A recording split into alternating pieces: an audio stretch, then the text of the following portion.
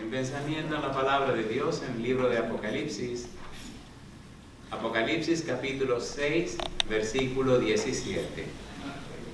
Apocalipsis capítulo 6, versículo 17, la palabra de Dios dice: y decían a los montes y a las peñas, caed sobre nosotros y escondernos del rostro de aquel que está sentado sobre el trono y de la ira del Cordero, porque el gran día de su ira ha llegado, y ¿quién podrá sostenerse en pie? Oramos. Querido Padre Celestial, gracias por estar con nosotros en este lugar. Gracias, Dios, por la compañía de los ángeles. Gracias por la presencia y la dirección del Espíritu Santo. Señor, gracias por los amigos y amigas que nos acompañan. Gracias por los hermanos y hermanas presentes. Querido Dios, gracias por todos aquellos y aquellas que nos siguen a través de la radio, la internet y la televisión. Pedimos, Dios, su bendición sobre todos y todas en esta hora. Amén. En este momento le rogamos, Señor, que nos prepare, nos habilite, nos capacite para recibir su verdad. Haga posible, Señor, que el Espíritu Santo nos traiga palabra de vida para la vida eterna. Que no recibamos palabra de hombre, pero la palabra de Jehová que vive y permanece para siempre. Háblenos, Dios. Se lo pedimos en el nombre de Jesús. Amén. Muy bien, hoy queremos concluir lo que iniciamos en el tema anterior, titulado La ira bienaventurada. Llama la atención que exista una ira bienaventurada. En la palabra de Dios, la ira de Dios, como aparece la frase en el versículo 17 del capítulo 6 de Apocalipsis, dice: porque la hora de su ira ha llegado, porque el día de su ira ha llegado. Cuando en la Biblia se habla de la ira de Dios, debemos entender que la ira de Dios se motiva por el amor que tiene Dios. Y usted dirá, ¿cómo es eso? La ira de Dios no es como la ira de los seres humanos. En la Biblia, la ira de Dios se enciende cuando algo daña o algo quiere cambiar o trastornar su creación. La Biblia dice que todo lo que salió de la mano de Dios era como, dice Génesis 1:31, era bueno en gran manera. Todo lo que quiere dañar lo que es bueno en gran manera, entonces se enciende la ira de Dios para arreglarlo en gran manera. La ira de Dios aparece, la ira de Dios surge cuando aparece el pecado. La ira de Dios quiere destruir el pecado, y con el pecado todo lo que daña su creación. Todo lo que le daña a usted, todo lo que es para perjuicio suyo, enciende la ira de Dios. Tan interesante es esto de la ira de Dios, que el mismo Dios se hizo cargo de pagar el precio del pecado para desaparecer el pecado de la creación. Cuando Cristo estaba en la cruz del Calvario, gritó: Dios mío, ¿qué cosa? ¿Por qué me ha desamparado? Pero si usted recuerda, cuando estaba en Getsemaní, en el monte de la angustia, cuando Cristo estaba en aquel monte, gritó 3 veces, ¿qué cosa? Padre, si es posible, pase de mí, ¿qué cosa? Esta copa. ¿Cuál copa? La copa de la ira de Dios. Cristo fue objeto de la ira de Dios porque Cristo tomó el pecado de la humanidad y lo echó encima de él. ¿Es así o no es así? En el libro de Isaías capítulo 53, versículo 6, dice: mas Jehová cargó en él el pecado de todos nosotros. En San Juan capítulo 1, versículo 29, Juan el Bautista dijo: he aquí el Cordero de Dios que hace ¿qué cosa? Que quita el pecado del mundo. Quitar en griego, airó, significa que carga el pecado del mundo, que lleva el pecado del mundo, que toma para sí el pecado del mundo. De manera que Cristo fue objeto de la ira de Dios y murió la muerte eterna, murió la segunda muerte, murió una muerte sin redención. Cristo no quedó muerto para siempre porque en Cristo no había pecado. ¿Se entiende, por favor? Es muy interesante comprender lo que es la ira de Dios. La ira de Dios aparece para destruir todo lo que daña a la creación, destruir todo lo que daña a sus hijos, destruir todo lo que impide la felicidad de su pueblo, la felicidad de sus hijos. Yo digo, alabado sea Dios. Amén. Por eso dicen los ricos, los capitanes, los grandes, los jefes, cuando Cristo viene por segunda vez y el Padre viene con Cristo, esa gente poderosa de la tierra, esa gente que hizo cuanto quiso, esa gente que negó a Dios, esa gente que se separó de Dios, esa gente grita y dice, Apocalipsis capítulo 6, versículo número 16, que decían, y decían a los montes y a las peñas, ¿qué cosa? Caed sobre nosotros y ¿qué? Y escondernos del rostro de aquel que está sentado en el trono y de la ira de ¿quién? Del Cordero. ¿Quién es el Cordero? Cristo Jesús. Y dice el versículo 17, porque el gran día de su ira ha llegado y ¿quién podrá sostenerse en pie? ¿Cuál es el gran día de la ira de Jehová? ¿Cuál es el gran día de la ira? La segunda venida. ¿Por qué es el día de la ira?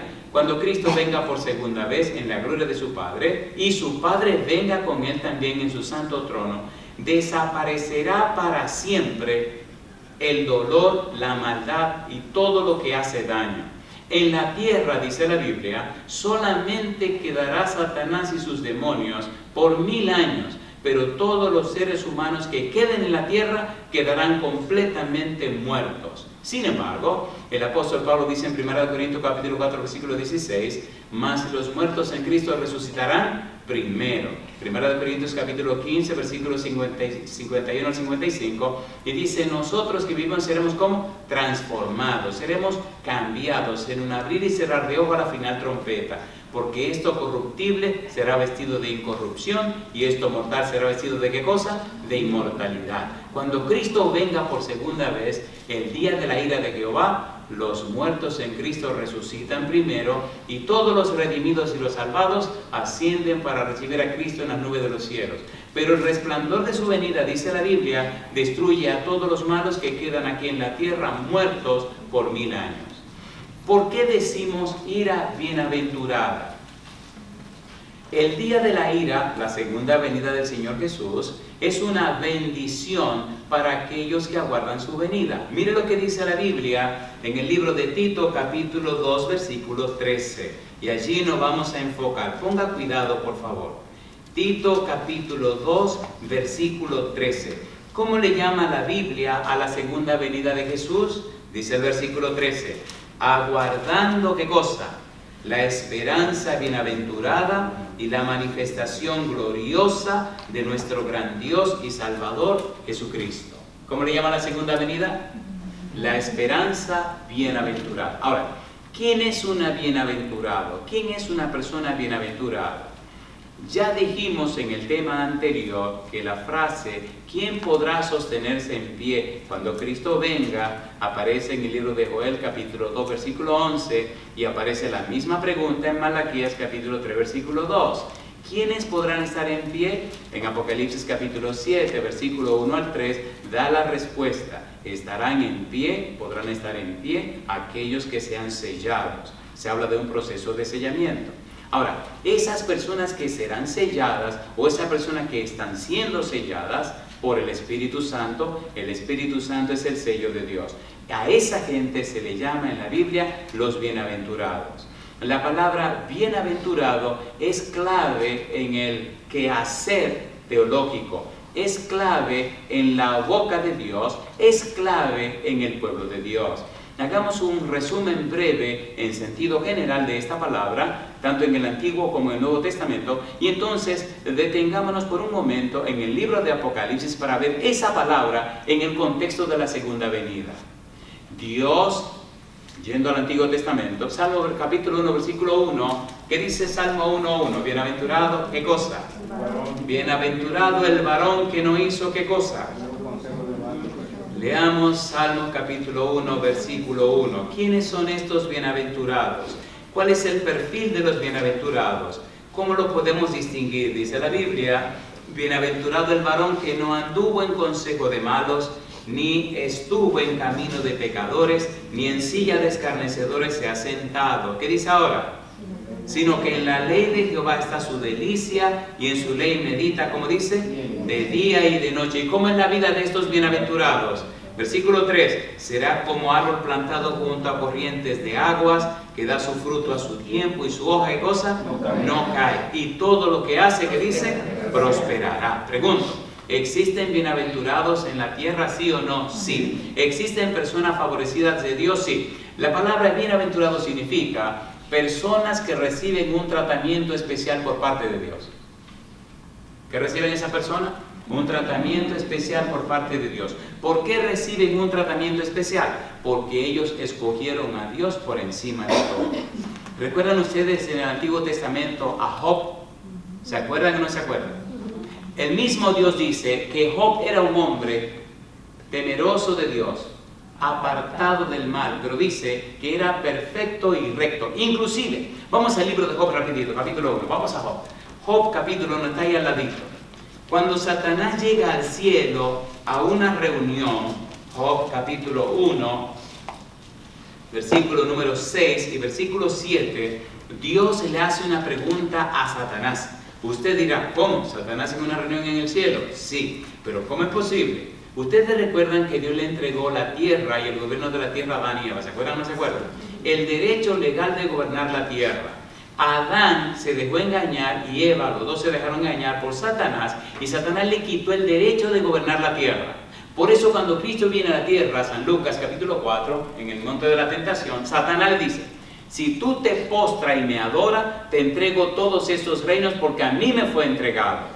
La pregunta es, ¿está diciendo Satanás la verdad? La respuesta es, está diciendo una media verdad que es una mentira. ¿Se entendió? ¿Qué está diciendo?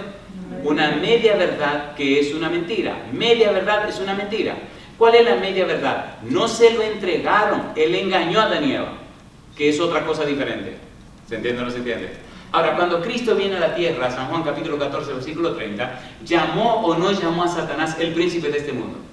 ¿Reconoció Cristo el derecho que Satanás tiene en la tierra, sí o no? Por tal razón, en el monte de la tentación, Cristo vence citando la palabra de Dios. Usted recuerda lo que dice el versículo 2 con relación a los bienaventurados, que en la ley de Jehová está su delicia, y en su ley medita, ¿cómo dice? De día y de noche. ¿En dónde estaba la delicia de Cristo Jesús? En la ley. La palabra ley es la palabra Torah. La palabra Torah en hebreo significa las enseñanzas de Dios, las instrucciones de Dios, las direcciones de Dios. Y por eso el versículo 3 dice que todo lo que hace, ¿qué cosa? Prosperará. Si usted se deja guiar por la palabra de Dios, si usted sigue las instrucciones de Dios, ¿qué pasa con la vida suya? ¿Qué ocurre en la vida suya? Ocurre lo que pasaba en la vida de Job. Vamos a ver a Satanás dando testimonio de Job, que era un bienaventurado. Pero antes, veamos otro versículo que ratifica, que certifica y aclara que si usted sigue la palabra de Dios, usted se convierte en un bienaventurado de Dios, en un bendecido de Dios, en un favorecido de Dios. ¿Qué dice Josué capítulo 1, versículo 8? Dice, nunca se apartará de tu boca este libro de la ley, sino que de día y de noche meditarás en él, para que hagas y guardes conforme a todo lo que en él está escrito, porque entonces harás prosperar tu camino y todo te saldrá bien. ¿Quién dice eso? Dios. ¿A quién se lo dice? A Josué. Los bienaventurados se deleitan en la palabra de Dios, y los que se deleitan en la palabra de Dios, todo lo que hacen les sale bien. Dice, prosperará en todas las cosas. ¿Verdad que nos estamos entendiendo? ¿Se entiende o no se entiende? A ver, ¿sí o no? Recuerde que estamos hablando de la ira bienaventurada y estamos tratando de entender la frase bienaventurada. Y estamos mirando, según Tito capítulo 2, versículo 13, que la esperanza bienaventurada es la segunda venida de Cristo Jesús. Estamos tratando de identificar a los bienaventurados. ¿Fue Job un bienaventurado, sí o no? Capítulo 1 del libro de Job, versículos 6 y 7. ¿Qué dice el versículo 6? Un día vinieron a presentarse delante de Jehová los hijos de Dios, entre los cuales vino también Satanás. Y dijo Jehová, ¿qué dijo Jehová a Satanás? ¿De dónde vienes? ¿Cuál fue la respuesta? Respondiendo Satanás a Jehová dijo, de rodear la tierra y de andar por ella. Y escuche ahora. Y Jehová dijo a Satanás: ¿no has considerado a mi siervo Job, que no hay otro como él en la tierra, varón perfecto y recto, temeroso de Dios y apartado del mal? Pregunto, si Dios está hablando así de Job, ¿era un bienaventurado o no era un bienaventurado? A ver, ¿sí o no? ¿Cómo sabemos que era un bienaventurado? Ahora, mire el alegato de Satanás. Pregunto, aquí me detengo un minutito. Pregunto, ¿estamos leyendo la Biblia? ¿Sí o no? ¿Estamos leyendo lo que dice Dios? Sí. ¿Usted cree en Dios? ¿Usted cree en la palabra de Dios? Todas las bendiciones, todas las promesas de la Biblia son para usted, son para mí. Pero Dios tiene principios, no es de cualquier manera. Si caminamos conforme al principio de Dios, las bendiciones vendrán. Mire el alegato de Satanás. Versículo siguiente. ¿Cómo dice el versículo siguiente? Respondiendo Satanás a Jehová, dijo, ¿qué cosa? ¿Acaso teme Job a Dios de balde? ¿Qué le había dado Dios a Job? Dice el versículo 10, ¿no le has cercado alrededor? ¿Y qué sigue diciendo? A él y a su casa y a todo lo que tiene. ¿Qué dice?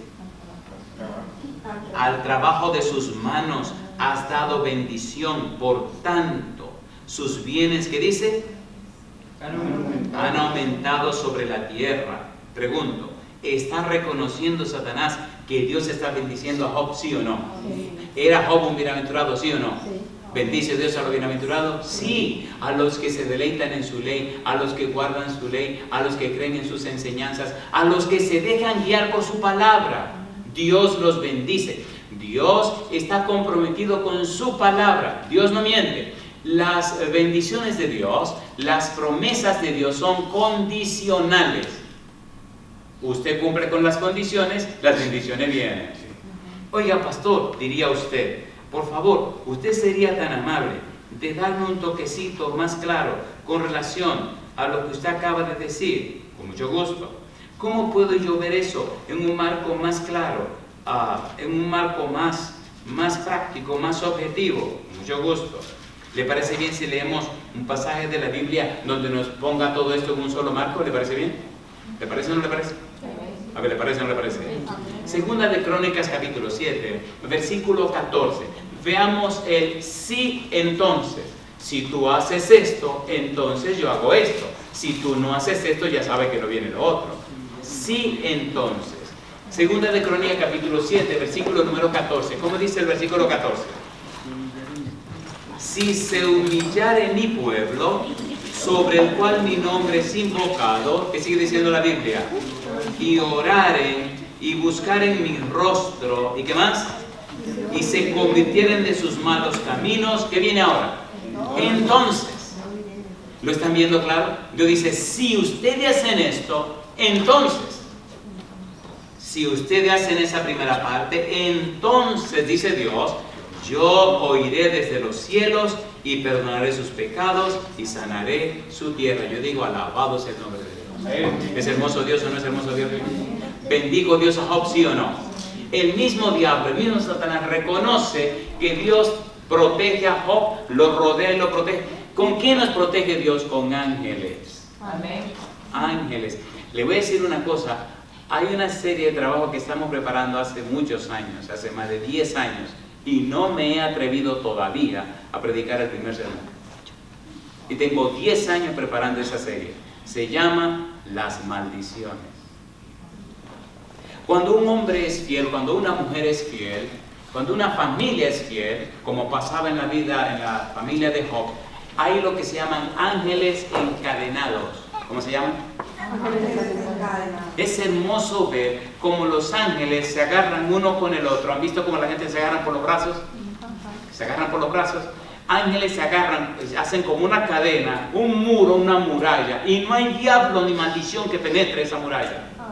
Vivíamos en Puerto Plata. Les voy a contar una historia. Vivíamos en Puerto Plata, en un sector que se llama Los Reyes, y estamos dando una campaña en la iglesia central de Puerto Plata.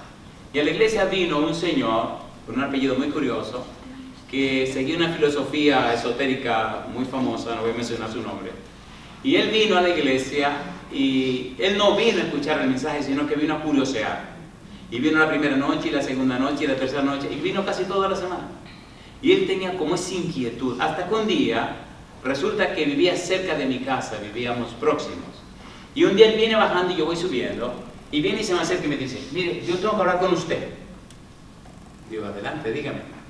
Aquí tenemos que poner las cosas claras. Digo, aclaremos. Y me dice, una de dos. O a mí me dirige Dios y a usted el diablo, o a usted le dirige Dios y a mí el diablo. Digo, bueno, amigo, yo no sé qué lo dirá a usted, pero sé que a mí me dirige Dios. Y si a mí me dirige Dios y usted no sabe qué lo dirige a usted, yo le puedo asegurar que usted lo estaría viendo el diablo. Punto. Y ya acabó el problema. Y si me queda mirando así, eso está por verse. Digo, pues vamos a ver. Porque qué cosa linda. Papá Dios es terrible. Pasó 1, 2 semanas, 3 semanas, casi un mes. Y un buen día voy yo subiendo a la calle para mi casa y veo el señor este que viene bajando. Y veo que cuando me ve, se sale de la acera y se va para la acera del otro lado. Y yo de mala fe me voy para la acera del otro lado. Y él viene bajando y voy subiendo. Y cuando me ve así, que es verdad que se fue para la acera y yo me voy para la otra, hasta que se para a meter en la calle y yo me paré también a mí. Yo estoy creyendo que él está bromeando, pero lo está tomando muy en serio. Y yo lo estoy tomando de broma. Hasta que nos encontramos de cerca y me dice, yo solo dije a usted, yo solo dije, te digo, ¿qué fue lo que tú me dijiste? Mire, hace 3 noches yo hice un viaje en astral y dije, voy a entrar a la casa del pastor y voy a averiguar la vida del pastor. Y en astral me metí para venir a su casa. Y cuando me paré frente a su casa, vi una luz blanca que cubría su casa. Y yo intenté muchas veces penetrar esa luz blanca y me rebotaba para atrás, me rebotaba para atrás, me rebotaba para atrás. Y no pude entrar. Algo raro tiene usted. Oye, me dio una enojada eso. Es una falta de respeto que lo vayan a meter. ¿Qué? ¿No creen usted que es una falta de respeto que vayan a su vida privada? Y le dije, así. Con que tú querías entrar a mi casa, sí. Pues ven, inténtalo otra vez, abusador. Le voy a decir a los ángeles que te rompan las piernas. Pero ¿cómo se te ocurre que entra a la vida de un siervo del Señor? Tú tienes que estar loco. Inténtalo, que le voy a decir a los ángeles que te rompan la pierna. Compadre, el tipo se asustó que jamás apareció por ahí. Después apareció en la iglesia a contar unas historias, una cosa. Mi pregunta, ¿protegen los ángeles a los hijos de Dios, sí o no? Amén. ¿Dice o no dice la Biblia? El ángel de Jehová acampa en derredor de los que le temen, ¿y qué hace? Y los defiende. ¿Eso es verdad o mentira? ¿Es verdad o mentira? Los que son bienaventurados reciben las bendiciones de Dios. Los que son bienaventurados reciben protección de Dios. Y dice Isaías que Dios nos cuida y nos protege como poderoso gigante. ¿Protegió Dios a Job, sí o no? Satanás dio el testimonio. Bien, ahora vamos a tratar de aterrizar, porque creo que hay que aterrizar. En el libro de Apocalipsis, la palabra bienaventurado aparece 7 veces. ¿Cuántas veces? 7 veces. Y todas tienen que ver con la segunda venida. La idea de la ira bienaventurada es dejarnos en claro que Cristo viene por segunda vez, que Dios bendice a sus hijos, y que si usted acepta la palabra de Dios como la guía de su vida, usted se convierte en un bienaventurado o una bienaventurada. Amén. Las bendiciones de Dios son para usted, pero recuerde que son condicionales. Si usted acepta la palabra de Dios, si usted acepta la bendición de Dios, si usted acepta que su vida sea guiada por el principio bíblico, si usted acepta que sea la Torá, las enseñanzas de Dios la que le guíen la vida, entonces usted recibe las bendiciones. Si usted quiere vivir como le da la gana, si quiere hacer como usted cree, si usted quiere hacer, oiga, podemos leer un versículo que diga lo que le va a pasar. Pero sí. ¿Quieren o no lo quieren? Sí, pero quieren o no lo quieren. Es fuerte este versículo, le va a doler. ¿Lo quieren todavía? Sí. Digan que sí, a mí me gusta que digan que sí, porque así le duele más. Si usted, ya usted sabe que si no va como dice Jehová, ay mamacita linda. Mire qué cosa linda dice el libro de Isaías. Isaías capítulo número 50, versículo 10 y versículo 11. O usted es un bienaventurado o usted es un ¿qué? Si usted no es bienaventurado, ¿qué cosa es? Eso lo dijo usted. Muy bien, Isaías capítulo 50, versículo 10 y versículo 11. Ponga cuidado, ¿qué dice el versículo 10? ¿Quién hay entre vosotros que teme a Jehová y oye la voz de su siervo? Estamos leyendo Isaías 50, 10. ¿Me encontraron? Dice el versículo 10. El que anda en tinieblas y carece de luz, ¿qué cosa dice? confíe en el nombre de Jehová y apóyese ¿dónde? En su Dios. ¿Y qué dice el versículo 11? He aquí que todos vosotros encendéis fuego y os rodeáis ¿de qué cosa? De teas. ¿Qué son teas? Antorchas. ¿Saben qué es una antorcha? Y os rodeáis de antorchas, dice Dios, andad a la luz de vuestro fuego y de las teas que encendisteis. ¿Y cómo termina la vida de esta gente? Dice Dios, de mi mano os vendrá esto, en dolor seréis sepultados. ¿Quién está hablando? Dios. ¿Qué está diciendo Dios? Queridos, si ustedes no saben cómo andar, vengan que yo les voy a enseñar. Ahora, si usted insiste en vivir como ustedes quieran, hacer como a ustedes se les ocurra, no hay problema. Van a morir con dolor. Está la gente muriendo con dolor hoy día. Hay mucha enfermedad hoy día. Hay mucha tragedia hoy día, ¿sí o no? Muchos matrimonios acabados. Hay gente que se está muriendo por dentro. Hay gente que respira, que camina y habla, pero ya se murieron por dentro. La vida la tienen vacía. ¿O no? Yo tengo que hablar con personas que cuando usted le ve los ojos vacíos. Hay gente que ya perdieron el propósito y la razón de vivir. He hablado con personas que ya como que su vida no tiene ningún sentido, ninguna razón de ser. ¿Son esas personas bienaventuradas? No. En cambio, la Biblia dice, enseña y nos aclara que Dios quiere que usted sea una persona bienaventurada. Cuando el libro de Apocalipsis comienza, en el capítulo número 1, el versículo número 3 dice, bienaventurado el que lee y los que oyen la palabra de esta profecía y guardan las cosas en ella escritas, porque el tiempo está como cerca. ¿Habla de la segunda venida de Cristo Jesús? Sí. ¿Quiénes son los bienaventurados? Número 1, el que lee. Número 2, los que oyen. Y número 3, los que guardan. Y yo le hago una pregunta.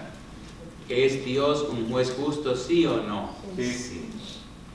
Yo hago la pregunta. ¿Ha pagado Dios un precio bien alto para que usted sea una persona en esta tierra con todas sus necesidades suplidas, sí o no? Sí.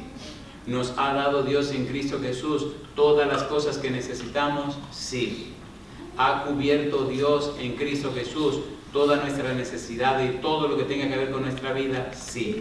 ¿Ha pagado Dios en Cristo Jesús todo el derecho a nuestra salvación? Sí. ¿Es Cristo Jesús el mayor conocimiento que pueda aspirar una criatura en el universo? Sí. Miren, Jesucristo es más que un simple nombre. Jesucristo es una persona. Cuando usted lee la Biblia desde el Génesis hasta el Apocalipsis, toda la Biblia es Jesucristo. Cuando usted mira todo lo que es la teología, todo es cristología, Jesucristo. Cuando usted estudia la persona de Jesús, encuentra que todos los tesoros de la sabiduría y el conocimiento están en Cristo. Cristo es el creador del vastísimo universo. Cristo es el creador de la ciencia. Cristo es el creador del conocimiento. Cristo es el que da origen a todas las cosas que existen. Amén. El mayor conocimiento que una criatura puede tener es conocer a Cristo Jesús. ¿Qué dice Colosenses capítulo 2? Vamos rapidito. Colosenses capítulo 2. Mire qué cosa linda. Todo el Nuevo Testamento es el testimonio de Jesucristo. Y nos habla acerca de Jesucristo. Nos enseña acerca de Cristo Jesús. Dice Pablo, Colosenses capítulo 2, versículo número 1 al 3. ¿Cómo dice el versículo 1? Porque quiero que sepáis, ¿qué cosa? Cuán gran lucha sostengo por vosotros y por los que están en la Odisea y por todos los que nunca han visto mi rostro. Dice Pablo, para que sean consolados sus corazones, unidos en amor. ¿Y qué dice ahora el apóstol? ¿Cómo dice? Hasta alcanzar todas las riquezas de pleno entendimiento. ¿Alcanzar qué cosa dice? Todas las riquezas de pleno entendimiento, a fin de conocer el misterio de Dios el Padre y de ¿quién? Y de Jesucristo, en quien están escondidos, ¿qué cosa? todos los tesoros de la sabiduría y del conocimiento. La pregunta es, todos los tesoros del universo, de la sabiduría y el conocimiento, están guardados ¿en quién? En Cristo Jesús. Los cristianos necesitan entender y comprender que Cristo es más que un nombre. Cristo es todo. Por eso los bienaventurados conocen a Cristo. Los bienaventurados entienden a Cristo. Los bienaventurados reciben a Cristo. Apocalipsis dice la revelación de Jesucristo. Un apocalipsis es una revelación, pero ¿revelación de quién? De Jesucristo. Y los que conocen esa revelación y los que conocen a Cristo entonces son bienaventurados. ¿Por qué? Porque leen. ¿Por qué? Porque oyen. ¿Por qué? Porque guardan las cosas escritas en ese libro. Y yo termino con una pregunta. ¿Le gustaría a usted ser una persona bienaventurada? Amén. ¿Cuántos quieren ser bienaventurados? Amén. ¿Fue Job bienaventurado? Amén. ¿Cómo sabemos que Job fue un bienaventurado? ¿Mostraba su vida las bendiciones que Dios le dio? ¿Sí o no?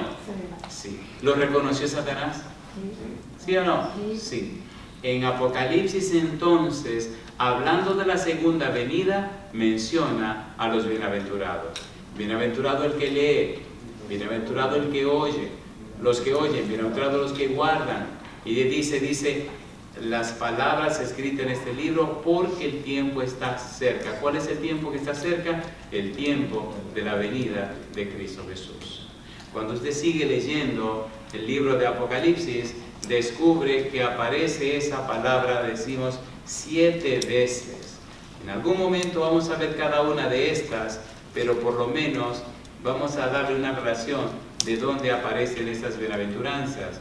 Mire su Biblia en el capítulo 14, el versículo 13, mire el contexto, cómo aparece la segunda venida. Apocalipsis capítulo 14, versículo número 13. Hay una voz que desde el cielo me decía, ¿qué cosa? Escribe, bienaventurado de aquí en adelante los muertos que mueren en el Señor, sí, dice el Espíritu, descansarán de sus trabajos, aunque sus obras con ellos siguen.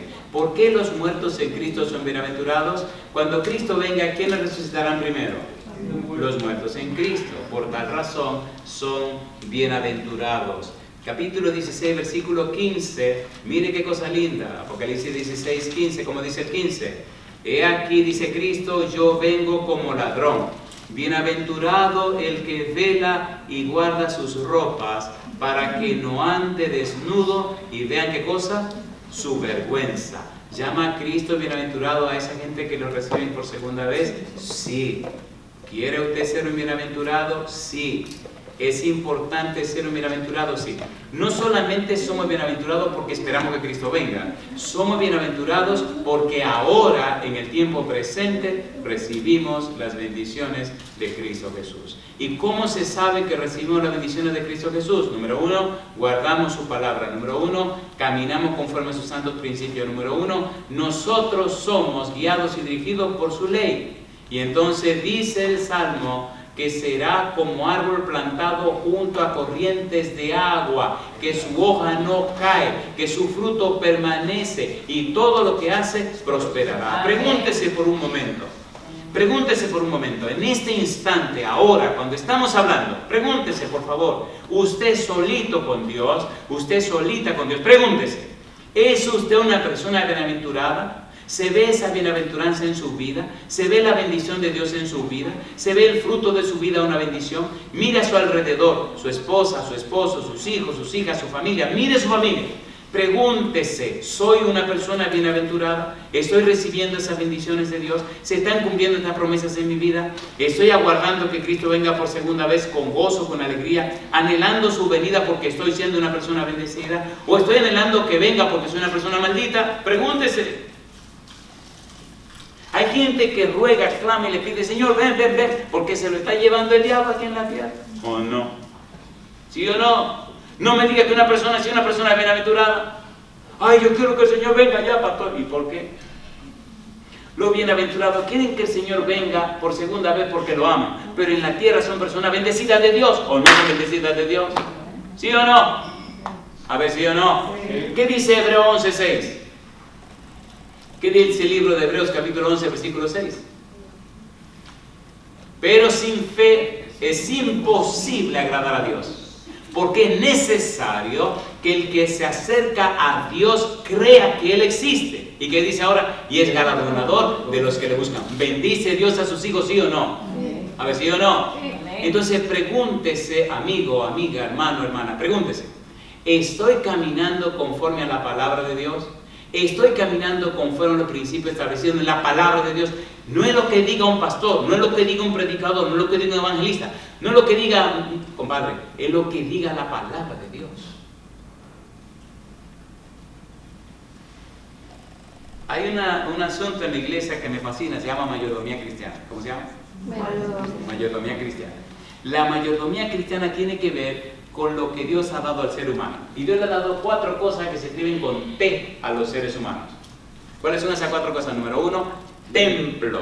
Número 2, tiempo. Número 3, talentos. Y número 4, tesoros. Y me fascina leer sobre la mayordomía. Porque la mayordomía, ¿qué cosa es? Administración de los recursos de Dios. ¿Y cuáles son principalmente esos 4 recursos? Templo, tiempo, talentos y tesoros. ¿Los tiene usted? Sí. Ahora, ¿dónde está el manual para saber administrar esos recursos? La Biblia. ¿O no? ¿Sí o no? Si usted sigue la Biblia, le garantizo que su templo, su tiempo, sus talentos y sus tesoros serán guiados y bendecidos por el poder del Espíritu Santo. ¿Es hermoso o no es hermoso eso? ¿Es hermoso o no es hermoso?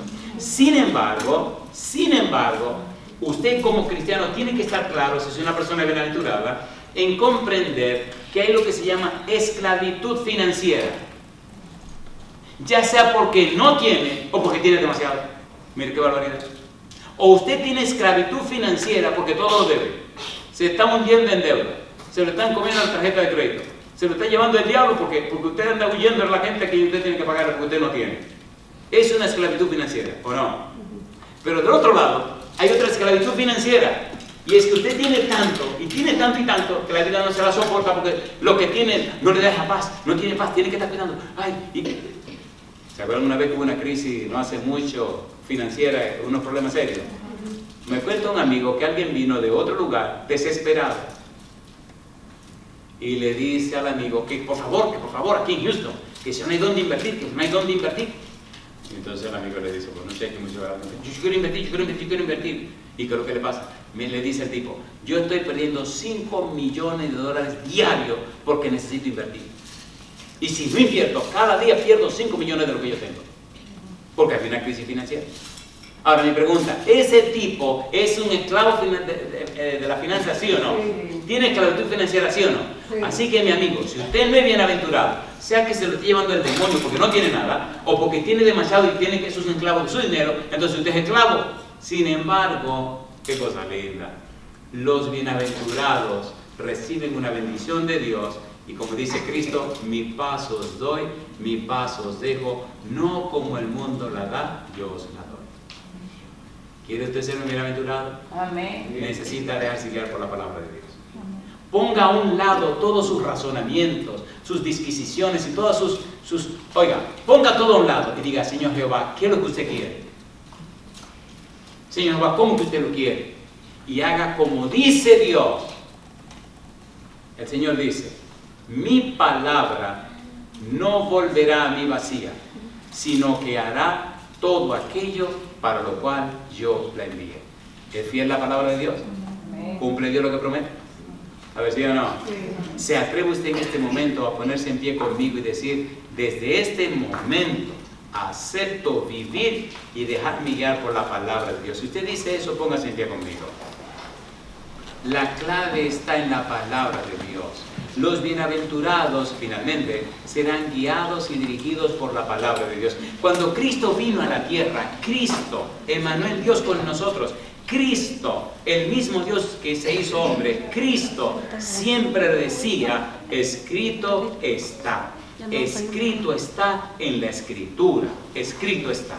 Si ese fue Jesús que se aferró a la palabra, que se abrazó a la palabra, que exaltó la palabra, que no razonó fuera de la palabra, entonces usted y yo, ¿qué deberíamos hacer? Hacer lo mismo. Recuerde, dice en el libro de Josué 1:8, Dios le dice a Josué, nunca se apartará de tu boca este libro de la ley, sino que de día y de noche meditarás en él, para que hagas y guardes todo conforme a lo que él está escrito, porque entonces harás, ¿qué cosa? Prosperar tu camino. ¿Y qué dice Dios? Y todo te saldrá bien. ¿Miente Dios? No. ¿Dice la verdad Dios? Sí. Pruebe a Dios. En el libro de Malaquías Dios dice, probadme ahora en esto, dice Jehová. Pruébelo. Tome la palabra de Dios y pruebe a Dios. Pruébelo. Hace 40 años que caminamos juntos.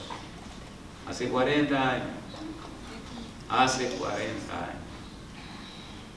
Hace 40. Mi madre parece que fue ella. Me acuerdo cuando llegué a la iglesia tenía 18 años. Y ese día, 8 de febrero de 1978, 8 de la noche, iglesia de Gascue, tomé la decisión de seguir lo que dice la Biblia. Y he visto a Dios en 40 años que Dios no miente. Escogió mi esposa, escogió mis hijos, hasta mi forma de vivir escogió todo. Y hoy yo le declaro ante Dios que Dios no miente. Dios es fiel. Dios es fiel. ¿Se atreve a levantar la mano conmigo diciéndole a Dios que usted toma la decisión también de aferrarse a su palabra? Oramos. Padre querido, Padre santo, los aquí presentes levantamos la mano aceptando su palabra y queremos ser hombres y mujeres bienaventurados y bienaventuradas, jovencitos y jovencitas bienaventurados y bienaventuradas, niños y niñas bienaventurados y bienaventuradas. Nosotros, Dios, queremos que su Espíritu Santo venga a nuestra vida en esta hora y nos inspire, Señor, nos motive, nos anime, Señor, para estudiar la Biblia, para llenarnos de ella, para creerle a usted en su santa palabra. Quite esta testarudez de nuestra mente, Señor, de hacer la cosa como nos dé la gana, y que el Espíritu nos enseñe a vivir conforme a su palabra. Señor, como Pablo dice en Filipenses 2:13, que usted produzca en nosotros el querer como el hacer por su buena voluntad. Amén. Querido Dios, querido Padre, haga que le amemos tanto y de tal manera que vivamos solo para la gloria de su nombre. Haga usted en nuestra vida su voluntad y diríjanos. Bendiga nuestro hogar, Señor, y cuídenos. Bendiga a toda persona que escuche este mensaje, que lo siga a través de la radio, la internet o la televisión. Señor, que amen su palabra para que aprendan a amarle a usted. Que amen su palabra para conocer a Cristo Jesús. Que amen su palabra para que el Espíritu le transforme. Y entonces sus vidas sean llenas de grandes y maravillosas bendiciones y sean un testimonio poderoso para que todo el que le conozca sepa que caminan con usted, Señor. Nosotros le alabamos y le bendecimos. En el nombre de Jesús. Amén. Amén. Que Dios le bendiga.